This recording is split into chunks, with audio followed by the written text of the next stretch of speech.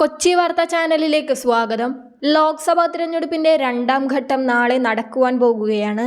എല്ലാ സ്ഥാനാർത്ഥികളും അതീവ പ്രതീക്ഷയിലുമാണ്.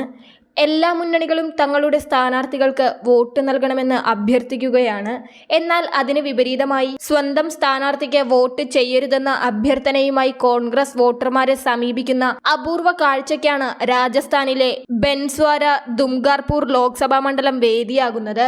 ഗോത്ര വിഭാഗങ്ങൾക്ക് മുൻതൂക്കമുള്ള മണ്ഡലത്തിൽ സ്വന്തം സ്ഥാനാർത്ഥിയായി അരവിന്ദ് ദാമോദറിനെ നിർത്തിയ പാർട്ടി അവസാന നിമിഷം ഭാരത് ആദിവാസി പാർട്ടി അഥവാ BAP സ്ഥാനാർത്ഥി രാജ്കുമാർ റോത്തിനെ പിന്തുണയ്ക്കാൻ തീരുമാനിക്കുകയായിരുന്നു.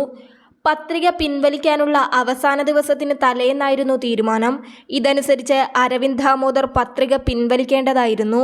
എന്നാൽ പിൻവലിക്കാനുള്ള അവസാന നിമിഷം വരെ ഇദ്ദേഹം രംഗത്ത് വന്നില്ല. പാർട്ടിക്ക് ഇദ്ദേഹത്തെ കണ്ടെത്താനും കഴിഞ്ഞില്ല. പിന്നീട് മാധ്യമങ്ങൾക്ക് മുന്നിലെത്തിയ ദാമോദർ പാർട്ടി തീരുമാനത്തെക്കുറിച്ച് അറിഞ്ഞിരുന്നില്ലെന്നും താൻ മത്സരരംഗത്തുണ്ടാകുമെന്നും പറഞ്ഞു.